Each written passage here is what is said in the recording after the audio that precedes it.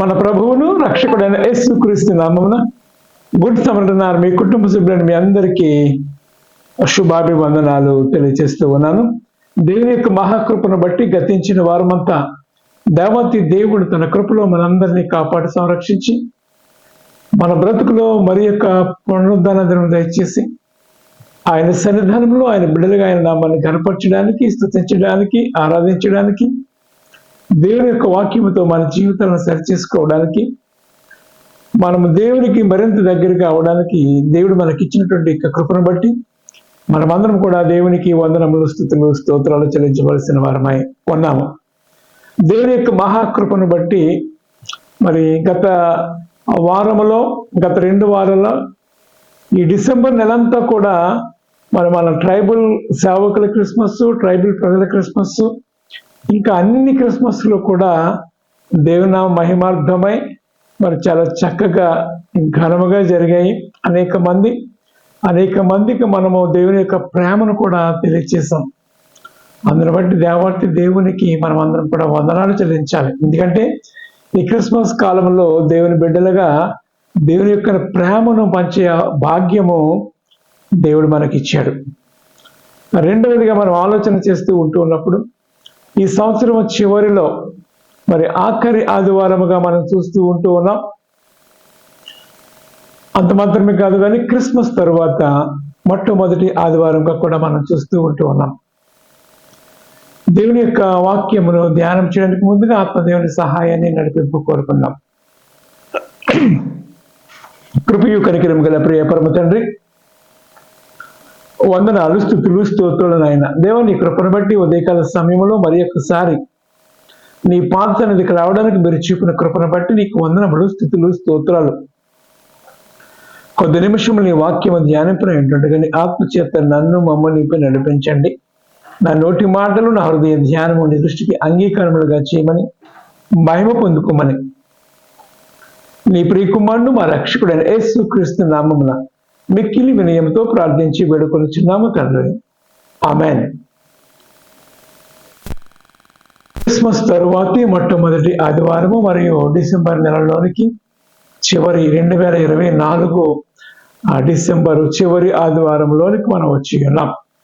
మీ అందరికీ కూడా నూతన సంవత్సర శుభాలు తెలియజేస్తూ ఉన్నాను. ఈ వచ్చే సంవత్సరము ఈ గతించిన సంవత్సరము కంటే దేవతి దేవుడు మీ జీవితంలో నూతన తలంపులు, నూతన ఆలోచనలు, నూతన వరవడిలో దేవతి దేవుడు మిమ్మల్ని దీవించి ఆశీర్వదించి మునుపటి కంటే అధికమైనటువంటి మేలులతో ఆశీర్వదించి 30దంతులుగా, 60దంతులుగా, 100దంతులుగా ఫలింపచేసి దేవుని యొక్క బిడ్డలుగా దేవతి దేవుడు మిమ్మల్ని వాడుకును గాక. ఆమేన్. ఈ క్రిస్మస్ తరువాతి మొట్టమొదటి ఆదివారం కొరకు ఏర్పాటు చేయబడినటువంటి దేవుని యొక్క లేఖన భాగములుగా పత్రికా పాఠ్య భాగముగా అపోస్తలుడైన పౌలు గలతీ సంఘానికి రాసినటువంటి పత్రిక 4వ అధ్యాయము 1వ వచనము నుండి 7వ వచనం వరకు, అలానే సువార్త పాఠ్య భాగముగా పరిశుద్ధుడైన లూకా రాసినటువంటి సువార్త 2వ అధ్యాయము 33వ వచనము నుండి 40వ వచనం వరకు ఉన్నటువంటి లేఖన అంశములు ఈ వారం మనకు పాఠ్య భాగములుగా ఇవ్వబడి ఉన్నవి. మరి ముఖ్యంగా ఈ 2 లేఖనాలు మనం ఆలోచన చేస్తూ ఉన్నప్పుడు ఈ లూకా సువార్త ఏదైతే ఉన్నదో, ఈ లూకా సువార్త ప్రభు అయినటువంటి యేసుక్రీస్తు యొక్క జననము తరువాత జరుగుతున్నటువంటి కార్యములను గురించి ఇక్కడ మనము చూస్తూ ఉన్నాం. ఈ లూకా సువార్త 2వ అధ్యాయం మనం ఆలోచన చేస్తూ ఉన్నప్పుడు అనేక మంది దేవుని యొక్క భక్తులు, దేవుని చేత ఆత్మచేత నింపబడినటువంటి వారై దేవుని గురించి పలకబడినటువంటి మాటలు మనం ఆలోచన చేస్తూ ఉన్నాం. ఇంకా ఆలోచన చేస్తూ ఉన్నప్పుడు యేసుక్రీస్తు ఈ లోకమునకు ఏమై ఉన్నాడో అనే విషయాన్ని కూడా ఆ ప్రవక్తల ద్వారా దేవతి దేవుడు తెలియజేస్తూ ఉన్నాడు. లూకా సువార్త 2వ అధ్యాయము ఈ 33వ వచనం నుంచి మనం కొన్ని వచనాలు గనక ఆలోచన చేస్తూ ఉన్నప్పుడు సుమోయోను అనేటువంటి ఒక ప్రవక్త, ఇదిగో అనేక హృదయ ఆలోచనలు బయలుపడినట్లు ఇశ్రాయేలీయులు అనేకులు పడుటకును తిరిగి లేచుటకును వివాదాస్పదమైన గుర్తుగా ఈయన నియమింపడి ఉన్నాడు. మరియు నీ హృదయంలోని ఒక ఖడ్గము దూసుకుపోవునని తల్లి అయినటువంటి మరియతో ఆమె చెప్పాను. దేవునికి మహిమ కలిగిన గాక. యేసుక్రీస్తు వారు ఈ లోకంలోనికి ఎందుకు వచ్చాడనే విషయాన్ని ఇక్కడ చాలా స్పష్టంగా మరి ఒక్కసారి మరి యేసుక్రీస్తు తెలియనటువంటి మరియకు ఒకనటువంటి ప్రవక్త చెప్పడం కూడా ఆలోచన చేస్తూ ఉన్నాం. అనేకులకు ఒక మరి గుర్తుగా, ఇశ్రాయేల్ ప్రజలకు పడుటకును లేచుటకు గుర్తుగా, అంత మాత్రమే కాదు కానీ నీ హృదయంలో నుండి ఒక ఖడ్గము దూసుకుపోతూ ఉంది. ఇది దేని గురించి సూచిస్తూ ఉందంటే, ప్రభు అయినటువంటి యేసుక్రీస్తు వారు లోక రక్షకుడిగా వచ్చినటువంటి విషయాన్ని తెలియజేస్తూ, ఆయన ఏ రీతిగా సమస్త మానవాళి కొరకు లోక పాపములను మోసుకుని పోవు దేవుని గొర్రె పిల్లగా సిలువలో తను తాను ఏ రీతిగా బలి అర్పణ అవబోతూ ఉన్న విషయాన్ని తెలియజేస్తూ ఉన్నాడు. అంటే నీ కుమారుడు సిలువలో మరణించబోతూ ఉన్నాడు, నీ హృదయం బద్దలైపోతూ ఉంటుంది అని ఆ విషయాన్ని ఆ తల్లి అయినటువంటి మరియకు అక్కడ చెప్పడం మనం చూస్తూ ఉంటూ ఉన్నాం. ఏ తల్లి అయినా తన కుమారుడు తన కళ్ళ ఎదుటే మరణిస్తూ ఉంటే ఎంత భయంకరమైనటువంటి వేదన ఉంటుందో ఆలోచన చేయండి. అయితే యేసుక్రీస్తు వారి యొక్క జనన విధానం మనందరికీ తెలుసు. ఆయన వచ్చినది, ఆయన ఎందుకు వచ్చాడో, ఆయన ఏ కార్యాలు చేయడానికి వచ్చాడో అన్నీ కూడా ఆలోచన చేస్తూ ఉంటున్నప్పుడు ఆయన సమస్త మానవాళి కొరకు సిలువలో తన ప్రాణమును అర్పించడానికి వచ్చినటువంటి విషయాన్ని మనం చూస్తూ ఉన్నాం. అంటే ఒక రకంగా చెప్పాలి అంటే తల్లి అయినటువంటి మరియను ప్రిపరేషన్ చేస్తూ సిద్ధపరుస్తూ ఉన్నారు. నీ కుమారుడు ఎంత గొప్ప కార్యం చేయబోతూ ఉన్నాడనే విషయాన్ని. అప్పుడు ఆ తల్లి ఆ మాటలను తమ హృదయంలో భద్రపరుచుకున్నది. ప్రభు అయినటువంటి యేసుక్రీస్తుని గురించి రాయబడినటువంటి మాటలన్నీ కూడా ఇంకా ఏమంటున్నటువంటి మాటలు చూస్తున్నారు. అన్న అను ఒక ప్రవక్తి, ఆమె కూడా మరి అనేక సంవత్సరములు మరి యేసుక్రీస్తు యొక్క రాకడ కొరకు ఆయన జననం గురించి కూడా ఆమె మరి ఎదురు చూస్తూ ఉన్నటువంటి విషయాన్ని కూడా ఉపవాస ప్రార్థనలో 84 సంవత్సరాలు విధవరాలుగా ఉంది. దేవాలయంలో విడువక ఉపవాస ప్రార్థన చేస్తూ రేయి పగళ్ళు ఆమె కూడా ఆ గడిలోని లోపలికి వచ్చి దేవుని కొనియాడుచు విమోచకుడి కొరకు, ఇశ్రాయేలు విమోచకుడి కొరకు కనిపెడుతున్న వారందరిలో కూడా ఆయనను గురించి మాట్లాడుచు అంతటా వారు ప్రభువు ధర్మశాస్త్రము చెప్పున సమస్తమును తీర్చిన పెంబట గలిలేలో నజరేతు ఊరిలోనికి వారు తిరిగి వెళ్ళిరి. ఇదంతా కూడా మనం ఎందుకు ఆలోచిస్తూ ఉన్నాము అంటే, ప్రభు అయినటువంటి యేసుక్రీస్తు వచ్చినటువంటి విషయాన్ని మనం ఆలోచన చేస్తూ ఉన్నాం. కార్య ఆరంభము, కార్య అంతము, ఈ రెండు కూడా ఆయన చేసి ముగించాడు. ఎందుకు అంటే ఆయన ఉన్న స్థలములో మనమందరమును కూడా ఉండాలి అనేది దేవుని యొక్క ఉద్దేశమై ఉన్నది. అంతటా అందరూ మారు మనసు పొందాలి, అంతటా అందరూ దేవుణ్ణి తెలుసుకోవాలి. పరలోక పట్టణంలో యుగయుగములు ఆయనతో పాటు సంతోషములుగా ఆయన బిడ్డలుగా మనమందరం కూడా ఆయనతో ఉండాలి అనేది దేవుని యొక్క ఉద్దేశమైనటువంటి విషయాన్ని మనం జ్ఞాపకం చేస్తూ ఉన్నాం. ఇక ఈరోజు మనకి ఇవ్వబడినటువంటి ఈ పత్రిక పాఠ్య భాగము ఏదైతే ఉన్నదో గలతీ పత్రిక, అపోస్తలుడైన పౌలు గలతీకి రాసినటువంటి సంఘానికి రాసినటువంటి లేఖలో ఇదే విషయాన్ని చాలా స్పష్టంగా ఇక్కడ తెలియజేస్తూ ఉన్నాడు. గలతీ సంఘం మనం ఆలోచన చేస్తూ ఉంటూ ఉన్నప్పుడు ఈ 4వ అధ్యాయము 4వ వచనం నుంచి మనం ఆలోచన చేస్తూ ఉంటూ ఉన్నప్పుడు, కాలము సంపూర్ణమైనప్పుడు దేవుడు తన కుమారుని పంపెను, ఆయన స్త్రీ యందు పుట్టి మనము దత్తపుత్రులము కావాలని ధర్మశాస్త్రమునకు లోబడి ఉన్న వాడిని విమోచించుటకే ధర్మశాస్త్రమునకు లోబడిన వాడు ఆయను అనేటువంటి మాటను జ్ఞాపకం చేస్తూ ఉన్నాడు. కాలము సంపూర్ణమైనప్పుడు దేవుడు తన కుమారుని పంపెను. పాత నిబంధనకు క్రొత్త నిబంధనకు ఉన్నటువంటి కాలము మనం ఆలోచన చేస్తూ ఉంటూ ఉన్నప్పుడు దాదాపు 400 సంవత్సరాలుగా మౌనంగా ఉండిపోయినటువంటి ఆ మాటలు మనం చూస్తూ ఉంటున్నాం. యేసుక్రీస్తు వారు ఇంక ఎవరితోనూ మాట్లాడకుండా అలా మౌనముగా ఉన్నటువంటి స్థితిని మనం జ్ఞాపకం చేసుకుంటూ ఉన్నప్పుడు ఆయన గురించి రాయబడినటువంటి ప్రవచనాలు ఏవైతే ఉన్నాయో అవన్నీ నెరవేర్పు మనము చూస్తూ ఉంటూ ఉన్నాం. కాలము సంపూర్ణమైనప్పుడు దేవుడు తన కుమారుని పంపెను. క్రీస్తు పూర్వము గురించి మనం ఆలోచన చేస్తూ ఉన్నప్పుడు ఆయన 2000 సంవత్సరముల క్రితమే ఈ లోకములోనికి వచ్చాను అనేటువంటి మాటలు మనం చూస్తూ ఉంటూ ఉన్నాం. ఎందుకు వచ్చాడంటే రక్షణ ఇవ్వడానికి, నశించిపోయినటువంటి ఆత్మను రక్షించడానికి, నశించిన వెదకి రక్షించడానికి యేసుక్రీస్తు వారు ఈ లోకములోనికి వచ్చాను అన్న మాటను నమ్మదగినది, పూర్ణాంగీకారములకు యోగ్యమైనది అనేటువంటి మాటను చూస్తూ ఉంటూ ఉన్నాం. అంటే కాలములు, సమయములు, సందర్భములు అన్ని కూడా దేవుని యొక్క ఆధీనంలో ఉన్నారు. ఆయన ఎప్పుడు ఏమి చేయాలనేది ఆయనకి బాగుగా తెలుసు. కాబట్టి కాలము సంపూర్ణమైనప్పుడు, అంటే లోకములో పాపం ఎక్కువైపోతూ ఉంటూ ఉన్నప్పుడు లోక రక్షకుడుగా ఆయన లోకానికి వచ్చి ఉన్నాడు. అయితే ఆయన లోక రక్షకుడిగా రావడం మాత్రమే కాదు, కానీ మనందరినీ కూడా ఆయన ఉన్న స్థలంలో తీసుకువెళ్ళడానికి ఇక్కడ ఏమంటున్నాడంటే, మరియు ఆయన స్త్రీయందు పుట్టి మనము దత్తపుత్రులము కావాలనని. ఇది దేవుని యొక్క ఉద్దేశం. మనం ఎవరుగా ఉండాలి అట? దత్తపుత్రులుగా ఉండాలి.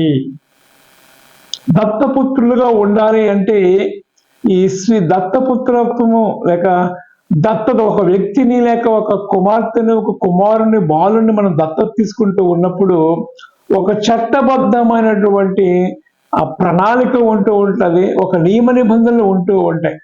ఎప్పుడైతే ఆ వ్యక్తిని ఆ తల్లిదండ్రులు దత్తత తీసుకున్నారో ఆ వ్యక్తికి ఆ తల్లిదండ్రులకు ఉన్నటువంటి ఆస్తి అంతా కూడా చట్టపరముగా సంక్రమిస్తూ ఉంటూ ఉంది. ఇంకేమాత్రం అనుమానం లేదు. ఆ ఆస్తి అంతటికి కూడా ఆ బిడ్డ వారసురాలు అవుతూ ఉంటారు. అలానే దేవాతి దేవుడు కూడా దేవుని యొక్క రాజ్యములకు వారసులు అవడానికి ఆయన నిన్ను నన్ను కూడా చేయడానికి ఆయన ఏమైందట? మనము దత్తపుత్రులము కావాలనని ధర్మశాస్త్రముకు లోబడి ఉన్న వారిని విమోచించడానికి ధర్మశాస్త్రముకు లోబడిన వాడాయను. మరియు మీరు కుమారులై ఉన్నందున నాయనా తండ్రి అని మొరపెట్టు తన కుమారుని ఆత్మను దేవుడు మన హృదయంలోనికి పంపెను. కాబట్టి నీవిక దాసుడవు కావు, కుమారుడువే. కుమారుడు అయితే దేవుని ద్వారా వారసుడవు. ఈ మాటలలో చాలా లోతైనటువంటి అర్థము ఉంది. అంటే దేవుని యొక్క ప్రణాళిక ఏమిటి అంటే, మనము ఆయన బిడ్డలుగా, ఆయన కుమారులుగా, ఆయన కుమార్తెలుగా ఉండాలి అనేది దేవుని యొక్క అనాది ప్రణాళిక ఉన్నది. ఎఫ్ఎస్సి పత్రిక మనం ఆలోచన చేస్తూ ఉంటున్నప్పుడు 1వ అధ్యాయంలో ఈ మాటలు మనం చూస్తూ ఉంటూ ఉన్నాం. మనము దేవుని ఎదుట జగత్తు పునాది వేయబడక మునుపే మనము పరిశుద్ధులమును నిర్దోషులము ఉండవలన దేవుడు మన గురించి ఒక ప్రత్యేకమైనటువంటి ప్రణాళిక కలిగి ఉన్నాడు అనేటువంటి మాటను చూస్తూ ఉంటూ ఉన్నాం. ఇది దేవుని యొక్క ప్రణాళిక. ఆ ప్రణాళిక ఎలా ఉన్నది అని ఆలోచన చేస్తూ ఉంటున్నప్పుడు ఈరోజు మనం చదువుకున్నటువంటి ఈ లేఖనము ద్వారా మనము దత్తపుత్రులము కావాలనని ఆయన ఒక నియమ నిబంధన మనకు ఏర్పాటు చేసి ఉన్నాడు. ఏ రీతిగా అంటే, క్రీస్తు రక్తము ద్వారా నీవు నేను కూడా దత్తపుత్రులము కావాలి. యోహాను సువార్త 1వ అధ్యాయం 12వ వచనం, తన్ను ఎందరు అంగీకరింతురో అనగా తన నామమందు విశ్వాసం ఉంచు వారందరికీ దేవుని పిల్లలగుటకు, తన నామమందు విశ్వాసం ఉంచు వారందరికీ దేవుని యొక్క కుమార్తెలు అవడానికి, దేవుని యొక్క కుమారులు అవడానికి ఆయన అధికారము అనుగ్రహించెను అని రాయబడిన. దేవుని నామమునకు మహిమ కలుగును గాక. అంటే ఎవరికి అధికారం అనుగ్రహిస్తూ, ఎవరైతే యేసుక్రీస్తు రక్షకుడిగా ఈ లోకానికి వచ్చాడని, నిన్ను విమోచించడానికి నీకు బదులుగా శిలువలో తన ప్రాణాన్ని పెట్టాడని ఎవరైతే నమ్మి బాప్తిస్మం తీసుకుని క్రీస్తు రక్తములో తమ వస్త్రములు ఉదుక్కుని లేక తన పాపములను కడుక్కొని శుద్ధీకరించబడుతూ ఉంటారో వారందరూ కూడా దేవుని యొక్క బిడ్డలుగా, దేవుని యొక్క కుమారులుగా, దేవుని యొక్క కుమార్తెలుగా పరిగణించబడుతూ ఉంటారు. దేవుని నామమునకు మహిమ కలుగును కాక. ఇంకా కొంచెం ఆలోచన చేస్తూ ఉంటున్నప్పుడు ఎఫెసీ పత్రిక 1వ అధ్యాయం 3వ వచనం, మనం ఆలోచన చేస్తూ ఉంటున్నప్పుడు ఏమని ఉంటుంది అంటే, ఇట్లనగా తన ప్రియుని యందు తాను ఉచితముగా మనకు అనుగ్రహించిన తన కృపామహిమకు కీర్తి పెరిగినట్లు తన చిత్త ప్రకారమైనటువంటి దయా సంకల్పము చెప్పున యేసు క్రీస్తు ద్వారా తనకు కుమారులుగా స్వీకరించుటకే మనల్ని ముందుగా తన కోసం నిర్ణయించుకొని మనము తన ఎదుట నిర్దోషులమును పరిశుద్ధులుగాను ఉండవలననేది దేవుని యొక్క ఉద్దేశమైనది. జగత్తు పునాది వేయబడక మునిపే ప్రేమ చేత ఆయన క్రీస్తులో మనలను ఏర్పరచుకున్నాను. దేవుని నామానికి మహిమ కలుగు. ఇది దేవుని యొక్క ప్రణాళిక. ఏమిటి అంటే, మనము ఆయన ఎదుట నిర్దోషులముగాను ఏ విధమైనటువంటి కపటము లేని వారుగా పరిశుద్ధులముగా ఉండాలనేది దేవుని యొక్క ఉద్దేశమైనది. ఆ ఉద్దేశం ఎలా నెరవేర్చాలంటే యేసు క్రీస్తు ద్వారా తనకు కుమారులుగా స్వీకరించుటకే. ఎవరి ద్వారా? యేసు క్రీస్తు ద్వారా తనకు కుమారులుగా దేవుని యొక్క బిడ్డలుగా స్వీకరించడానికి. ఎలా అంటే, అదే యోహాను సువార్త 1వ అధ్యాయం మనం చదువుకున్నాం కదా, 12వ వచనంలో, తన నామమందు విశ్వాసం ఉంచు వారికి దేవుని పిల్లలగుటకు ఆయన అధికారము అనుగ్రహిస్తూ ఉన్నాడు. ఇది ఎవరైతే యేసు క్రీస్తును రక్షకుడిగా అంగీకరిస్తూ ఉంటారో వాళ్ళందరూ కూడా దేవుని యొక్క వారసులే, దేవుని యొక్క పిల్లలే అనేటువంటి మాటను జ్ఞాపకం చేస్తూ ఉన్నాడు. ఆ మాటను ఇక్కడ పౌలు గలతీ సంఘానికి లేఖ రాస్తూ ఏమంటాడు? మనము దత్తపుత్రులము కావాలను. దత్తపుత్రులం అంటే మనం అర్థమైపోయింది కదా. ఒక వ్యక్తిని చట్టపరంగా మనము దత్తత తీసుకుంటూ ఉన్నప్పుడు ఆ తల్లిదండ్రులకు లేక ఎవరైతే దత్తత తీసుకున్నారో వారికి ఉన్నటువంటి ఆస్తి అంతా కూడా ఈ కుమార్తెకు లేక కుమారుడికి సంక్రమిస్తూ ఉంటాడు. అలానే పరలోక రాజ్య వారసులుగా నీవు నేను ఉండి దేవుని యొక్క రాజ్య నివాసులుగా ఉండడానికి, దేవుని యొక్క ఆశీర్వాదములు దీవెనలు మన జీవితంలో పొందుకోవాలి అంటే మొట్టమొదటిగా నీవు చేయవలసిన పని ఏమిటి అంటే, క్రీస్తు రక్తములో కడగబడాలి. ఎప్పుడైతే నువ్వు కడగబడుతూ ఉంటావో నీవు కూడా దేవుని యొక్క వారసురాలువు, దేవుని యొక్క వారసుడువు అనేటువంటి మాటను మీకు తెలియచేస్తూ ఉన్నాను. ఎంత గొప్ప ధన్యత దేవుడు మనకిస్తూ ఉన్నాడు చూడండి. ఒకప్పుడు నీవు దేవుని బిడ్డవు కావు, ఒకప్పుడు నువ్వు దేవునికి దూరముగా ఉంటూ ఉన్నావు, కానీ నీవు ఇశ్రాయేలు జాతి వారువు కావు, నీవు ఇశ్రాయేలు ప్రజలవు కావు, వారు వారసులు కాదు, వారు కుటుంబీకులు మనము కాదు. కానీ దేవాతి దేవుడు మనకు ఏ రీతిగా మనకు రక్షకుడుగా ఉన్నాడు అని ఆలోచన చేస్తూ ఉన్నప్పుడు ఇదే గలతీ పత్రికలో మనం ఆలోచన చేస్తూ ఉంటే, ఆ గలతీ పత్రిక 3వ అధ్యాయములో 13వ వచనం, ఆత్మను గూర్చిన వాగ్దానము విశ్వాసము మనకు లభించినట్లు అబ్రహాము పొందిన ఆశీర్వచనము యేసు క్రీస్తు ద్వారా అన్యజనులకు కలుగుటకై క్రీస్తు మన కోసము శాపమై. ఎంత చక్కగా పౌలు భక్తుడు మాట్లాడుతూ ఉన్నాడు. అబ్రహాము పొందిన ఆశీర్వచనం యేసు క్రీస్తు ద్వారా అన్యజనులకు కలుగుటకే క్రీస్తు మన కోసము శాపమై మనలను ధర్మశాస్త్రము యొక్క శాపము నుండి విమోచించెను. దేవుని నామమునకు మహిమ కలుగును గాక. అంటే అబ్రహాము విశ్వాసులకు తండ్రి ఏ రీతిగా అయి ఉన్నాడో నీవు కూడా విశ్వాసం ఉంచడం ద్వారా క్రీస్తు రక్తములో నిన్ను నువ్వు కడుక్కొని శుద్ధి చేసుకునడం ద్వారా దేవుని యొక్క కుమార్తెగా, దేవుని యొక్క కుమారుడుగా నువ్వు ఆశీర్వదించబడుతూ ఉంటూ అన్యజనులు మనకు అనేటువంటి మాటను ఇక్కడ పౌలు చాలా స్పష్టంగా మాట్లాడుతూ ఉన్నాడు. అన్యజనులు అంటే ఇశ్రాయేలు జాతి కాని వారందరూ కూడా అన్యజనులే. ప్రపంచ దేశంలో ఉన్నటువంటి అందరూ కూడా అన్యజనాంగమే. అపోస్తుల కార్యముల గ్రంథం 10వ అధ్యాయం 36వ వచనంలో యేసు క్రీస్తు అందరికీ ప్రభు, Jesus Christ is the Lord for all. ఆయన ఎవరికి ప్రభు? అందరికీ ప్రభువే. దేవదూత కూడా అదే చెప్పింది కదా, ప్రజలందరికీ కలగబో మహా సంతోషకరమైనటువంటి శుభవర్తమానము నేను మీకు తెలియచేస్తూ ఉన్నాను. దావీదు పట్టణమందు నుండి రక్షకుడు మీ కొరకు పుట్టి ఉన్నాడు. సర్వోన్నతమైనటువంటి స్థలంలో దేవునికి మహిమయు, ఆయనకు ఇష్టమైన వారికి భూమి మీద సమాధానము కలుగును. ఎవరికట? ఆయనకు ఇష్టమైన వారికి. ఆయనకి ఇష్టం ఎవరు? ఆయన వెంబడించేవారు, ఆయన సేవించేవారు, ఆయనను ప్రార్థించేవారు. ఆయనే రక్షకుడుగా, దేవుడుగా నీ కోసం దిగివచ్చాడు అని ఎవరైతే ఆయన ఆరాధిస్తూ ఉంటారో వారందరూ కూడా దేవుని యొక్క బిడ్డలుగా పరిణించబడతారనేటువంటి మాటను మీకు తెలియజేస్తూ ఉన్నాను. ఒకవేళ నీవు క్రీస్తు రక్తంలో కడగబడి ఉంటే నీవు ఎవరు వాడు తెలుసా? దేవుని యొక్క వారసురాలవు, దేవుని యొక్క వారసుడవు, హక్కుదారుడవు. అందుకే మనము అలాంటి హక్కు కలిగిన వారమై ఏం చేస్తామంటున్నాడు, మరియు మీరు కుమారులై ఉన్నందున నాయన తండ్రి అని మొర్రపెట్టు తన కుమారుని ఆత్మ దేవుడు మన హృదయంలోనికి పంపెను. దేవుని నామమునకు మహిమ కలుగును గాక. ఎప్పుడు పంపుతాడట? నీవు కుమార్తెగా కుమారుడిగా పరిణించబడి, అంటే క్రీస్తు రక్తంలో కడగబడి బాప్తిస్మం తీసుకొని ఆయనను వెంబడించే వ్యక్తిగా నువ్వు ఉంటూ ఉన్నప్పుడు you are considered as a children of God. నీవు దేవుని యొక్క బిడ్డగా నువ్వు పరిణించబడుతూ ఉంటావు. దేవుని నామమునకు మహిమ కలుగును గాక. దేవుడు యెహోవా తమకు దేవుడిగా కాగల జనులు ధన్యులు. దేవుడు మనకు ఆశ్రయము దుర్గమై ఉన్నాడు. మనకు ఆయన ఎవరై ఉన్నాడంటే మనము ఆయన పిల్లలమై ఉన్నాం. ఆయన మనకు తండ్రి అయినాడు. కాబట్టి క్రీస్తు రక్తములో కడగబడి మనం అందరము కూడా వారసులం అయిపోయాం. వారసులం అయిపోతే we have to right to ask anything. దేవుణ్ణి అడగడానికి నీవు వారసురాలు అయిపోయి హక్కుదారురాలు అయిపోయావు.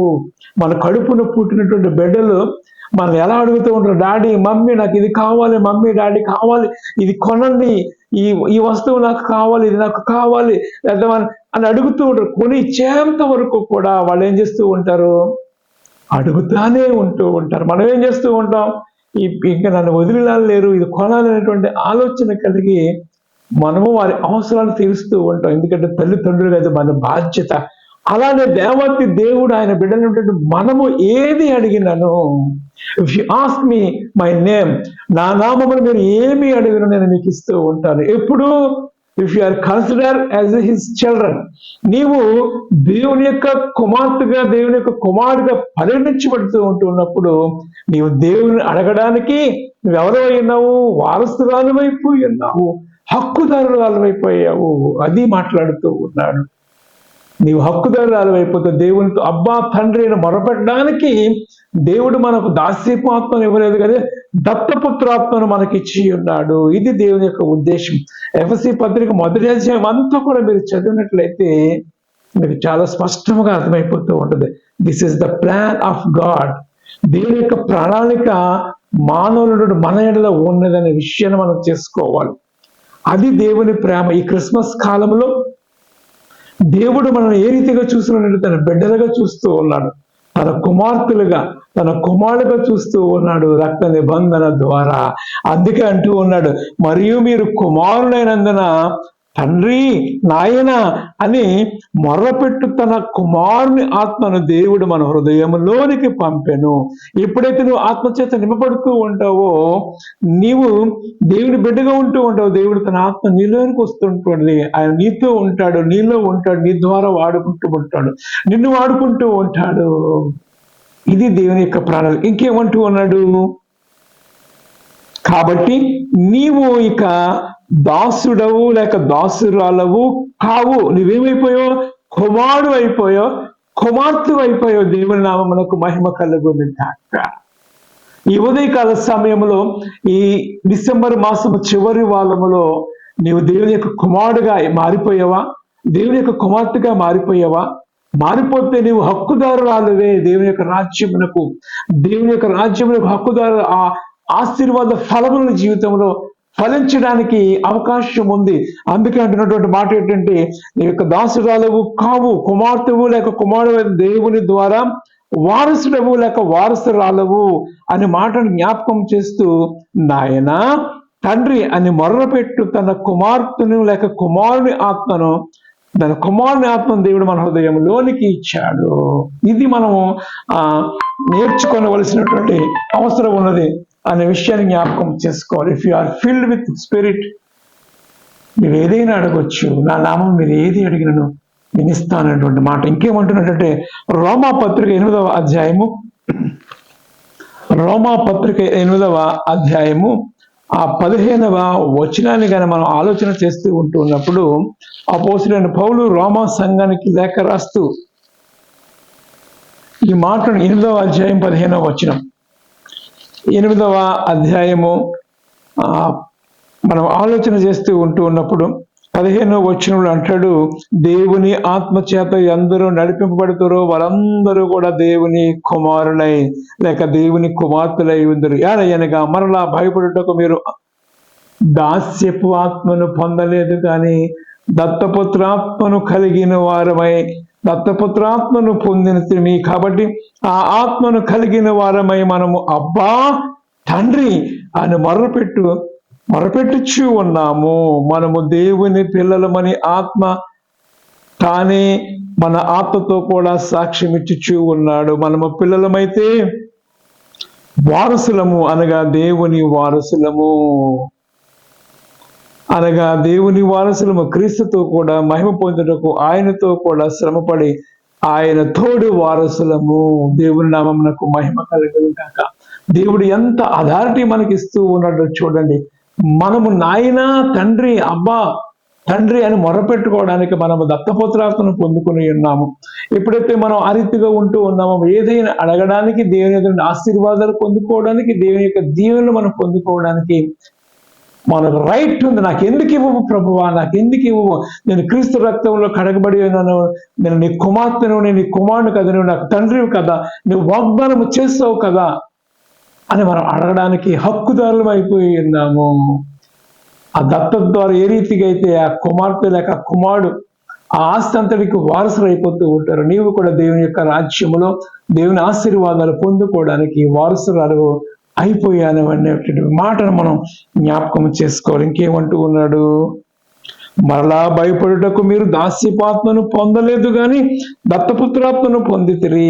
ఆ ఆత్మ కలిగిన వారమై మనం అబ్బా తండ్రి అని మొరపెట్టుచు ఉన్నాం. మనమందరమును కూడా దేవుని పిల్లలమని ఆత్మ తానే మన ఆత్మతో కూడా సాక్ష్యం ఇస్తూ ఉన్నాడు. దేవుని నామమునకు మహిమ కలుగును గాక.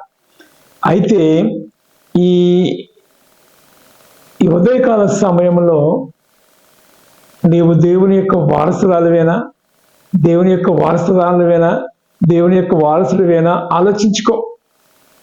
దేవుని యొక్క వారసుడు అయితే నీవు అడుగు, నేను క్రీస్తు రక్తంలో కడగబడి ఉన్నాను కదా, నేను వారసుడు కదా, నాకు ఇది కావాలి ప్రభువా అని అడిగితే ఆయన చిత్తానుసారముగా మనం ఏది అడిగినది ఆయన మన మనవి ఆలకించి 30 60 100 దేవాతి దేవుడు నీకు ఆయనకు ఉన్నటువంటి పరిశుద్ధ రిలేషన్ బట్టి, నీకు ఆయనకు ఉన్నటువంటి పరిశుద్ధమైనటువంటి సహవాసమును బట్టి దేవాతి దేవుడు నీకు ఆశీర్వాదము వెంబడి ఆశీర్వాదము, కృప వెంబడి కృప, దీవెన వెంబడి దీవెనను ఇవ్వడానికి అవకాశం ఉంది.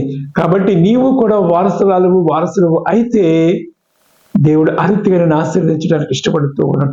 ఒకవేళ వారసులు కాకపోతే గనక ఆ దీవెనను నువ్వు పొందుకోలేవు. అయితే ఈ ఉదయకాల సమయంలో నీవు దేవుని యొక్క వారసుడిగా ఉండాలని ఆయన కోరుకొనిచ్చి ఉన్నాడు. అలాగా నీవు ఉండాలి అనుకుంటే క్రీస్తు రక్తంలో కడగబడి నీ పాపములన్నింటినీ శుద్ధి చేసుకుని ఆయన బిడ్డగా, ఆయన కుమారుడుగా కుమార్తెగా నీవు ఆయన అంగీకరించి బాప్తిస్ము తీసుకో, ఆయనను వెంబడించు. ఎప్పుడైతే నువ్వు ఆయన వెంబడిస్తూ ఉంటావో దేవాతి దేవుడు నిన్ను కుమార్తెగా చూస్తూ ఉన్నాడు, కుమారుడుగా చూస్తూ ఉన్నాడు. కాబట్టి ఎప్పుడైతే ఆ విధముగా ఉన్నావో దేవునితో నీవు సహవాసం కలిగి ఉంటావో, దేవుని యొక్క రాజ్యమునకు వారసురాలుగా ఉంటావో, అట్టి కృప పరిశుద్ధాత్మ దేవుడు మనందరికీ దయచేయను గాక. ఆమేన్. దేవా నీ కృపను బట్టి ఉదయకాల సమయంలో దేవుని యొక్క రాజ్యమునకు వారసురాలుగా ఉండాలి అని నీవు నీ యొక్క రక్త నిబంధన ద్వారా మమ్మను దత్తపుత్రాత్మను మాకు ఇచ్చి దత్త స్వీకారాత్మ ద్వారా నీ బిడ్డలుగా మమ్మల్ని అంగీకరించినందుకు నీకు వందనాలు చెల్లిస్తూ నీ కృపలో వర్ధలింపచేసి నడిపించమని, మహిమ ఘనత కీర్తి ప్రభావాలు మీరు పొందుకోమని దేవా ఈ నెలంతా నీ కృపలో మా వర్ధలింప చేయమని, ఈ వారమంతటిపై నీ దీవెనాశీర్వాదాలు మా అందరికీ దయచేయమని ప్రియ కుమారుడు రక్షకుడు యేసుక్రీస్తు నామమున ప్రార్థించి వేడుకొనుచున్నాము తండ్రి. ఆమేన్. తండ్రి కుమార పరిశుద్ధాత్మ త్రియేక దేవుని దీవెన మీ అందరికి తోడేండును గాక. ఆమేన్.